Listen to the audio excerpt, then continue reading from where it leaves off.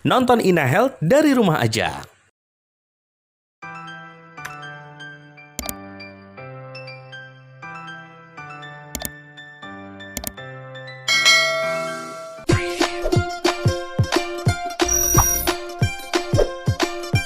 Halo, pernah merasakan lutut susah ditekuk nggak?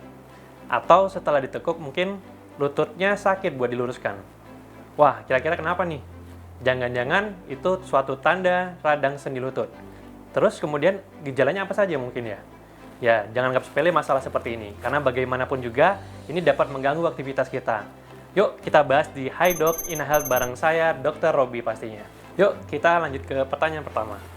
Yang pertama adalah, Hai dok, umur saya 38 tahun. Kaki saya kalau buat nekuk dan diluruskan sakit rasanya. Apakah ini tanda penyakit atau apa ya? Saya kerjanya juga nggak angkat junjung loh. Mohon dijawab. Ya benar, ini merupakan suatu tanda dari kemungkinan gejala atau radang sendi lutut. Nah, bagaimana gejalanya? Yaitu tadi, yaitu dengan adanya kekakuan pada sendi, terutama pada saat ketika kita istirahat, kemudian kita berupaya untuk melakukan aktivitas, misalnya dari posisi duduk ke berdiri, dan terasa terkunci itu juga bisa merupakan suatu awal gejala dari tanda radang sendi lutut. Dan gejala lainnya adalah berupa adanya nyeri. Nyeri ini terutama timbul di daerah sendi lutut itu sendiri, kemudian akan menghilang ketika kita melakukan aktivitas yang ringan atau bahkan saat beristirahat. Gejala ini dapat terjadi ketika kita sudah dalam periode yang cukup lama untuk melakukan aktivitas. Dan ini juga bisa disertai tidak hanya di sendi lutut, bisa di sendi-sendi besar lainnya. Ya, namun pada kasus radang sendi lutut ini umumnya dapat terjadi pada sendi lutut atau sendi-sendi besar. Ya, yuk mari kita lihat pertanyaan kedua. Hai dok, apakah nyeri sendi lutut ini sama dengan asam urat atau merupakan gejala awal pengapuran ya? Oke, ya, gejala pada asam urat itu memang sedikit berbeda dengan radang sendi lutut umumnya. Ya, karena pada gejala radang disebabkan oleh asam urat, gejalanya akan lebih terlihat khas, seperti diantaranya adalah adanya tanda bengkak pada sendi lututnya atau pada sendi-sendi lainnya, dan disertai adanya kemerahan dan terasa hangat atau panas pada daerah sendi tersebut. Dan yang ketiga yang sangat membedakan adalah nyerinya. Nyerinya itu sangat berbeda dengan radang sendi pada umumnya, yaitu nyerinya akan lebih intens atau lebih berat dibandingkan sendi yang lainnya. Bahkan pada saat keadaan istirahat pun nyerinya juga akan tetap ada.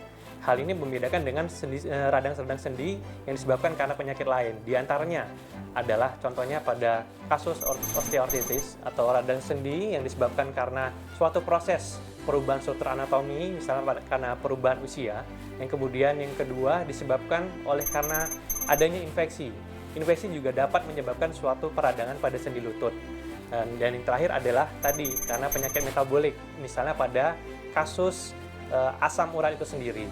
Nah, makanya jadi harap bisa dibedakan dari gejala-gejala yang saya sebutkan tadi. Ya, terus apakah gejala ini merupakan awal dari gejala pengapuran? Bisa jadi. Semua ini tergantung dari faktor-faktor penyerta yang ada. Misalnya, apakah memang didapatkan ada gejala obesitas atau dengan disertai adanya berat badan yang berlebih. Kemudian, apakah memang kita sesuaikan dengan usianya? Pada usia, terutama usia yang lebih lanjut, usia dekade 40-an ke atas, ini juga memiliki risiko yang tinggi untuk terjadinya radang sendi lutut. Nah, untuk membedakannya tersebut, maka kita harus melihat dari gejala-gejala yang saya sebutkan tadi, yaitu apakah ada tanda kemerahan dan sebagainya. Pada radang sendi lutut pada umumnya tidak didapatkan gejala yang ditandai adanya kemerahan yang berlebih.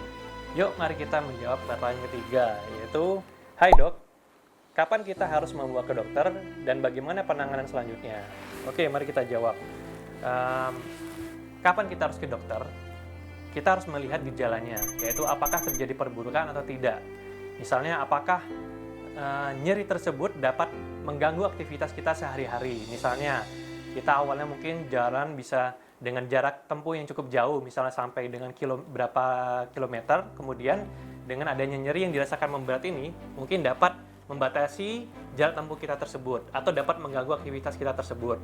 Nah, itu yang pertama. Yang kedua, apabila didapatkan gejala yang semakin memberat, misalnya yang tadinya tidak disertai dengan tanda-tanda radang, tidak terdapat tanda-tanda kemerahan atau nyerinya semakin intens, kemudian bertambah berat, maka kita sebaiknya harus membawa ke dokter supaya dapat penanganan lebih lanjut. Nah, kemudian bagaimana penanganan selanjutnya? Penanganan selanjutnya adalah yang bisa dilakukan di rumah yang pertama. Tentunya itu dengan mengkonsumsi obat-obatan anti nyeri yang paling ringan seperti golongan paracetamol. Kemudian apabila didapatkan nyeri-nyeri tidak membaik setelah pemberian obat-obatan, maka kita perlu aware dan perlu memeriksakan ke dokter. Kemudian yang kedua yaitu apabila kita masih dirasakan nyeri, kita harus melakukan aktivitas rutin seperti olahraga. Olahraga apa yang bisa dilakukan pada kondisi seperti ini? Yaitu olahraga yang non-impact tinggi. Seperti contohnya apabila kita tidak melakukan gerakan seperti lompat-lompat atau seperti basket dan sebagainya. Justru kita milih olahraga yang cenderung mengurangi high impact, seperti contohnya adalah renang dan bersepeda. Hal ini diharapkan supaya sendi dan otot-otot di sekitar sendi tetap bisa terjaga sehingga sendi pun bisa bergerak dengan leluasa dan nyeri pun berkurang. Harapannya seperti itu. Nah, itu tadi jawaban dari pertanyaan yang sudah masuk ya. Sudah paham kan sekarang? Oke, memang kita harus menjaga kesehatan agar lancar dalam beraktivitas. Tetap mengkonsumsi makanan bergizi dan olahraga yang teratur. Dan apabila ada keluhan, tidak ada salahnya konsultasikan ke dokter. Oke, saatnya saya Dr. Robi pamit dan ketemu lagi di lain kesempatan. Sampai jumpa.